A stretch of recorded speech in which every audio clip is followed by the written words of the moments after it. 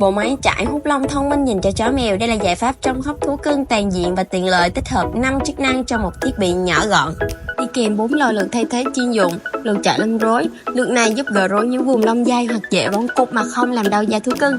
Thiết kế đầu răng cong nhẹ giúp thao tác mượt mà với phù hợp những vùng lông dài dễ rối như tai, cổ và đuôi.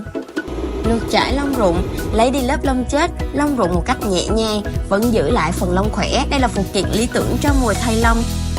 Tông đơ 2 trong 1 chỉ bằng pin, với lưỡi giăng sắc bén, hoạt động êm ái và an toàn, và có thể tắt tỉa những vùng lông dài, tạo kiểu hoặc làm sạch những khu vực còn lại gọn gàng hơn. Dung tích hộp chứa rác lớn, hộp đựng rác dung tích 1,4 lít, giảm tần suất đổ rác, tiết kiệm thời gian cho người sử dụng. Với thiết kế giảm tiếng ồn, máy hoạt động với độ ồn tối đa là 60 dB, không gây khó chịu cho thú cưng trong quá trình sử dụng. Điều chỉnh với 3 công suất, máy có thể điều chỉnh 3 công suất hút, phù hợp với mọi nhu cầu và mọi loại lông của từng thú cưng. Và dụng cụ với pin sạc tiện lợi, dễ dàng mang theo khi cần di chuyển, du lịch hoặc chăm sóc thú cưng ở nhiều không gian khác.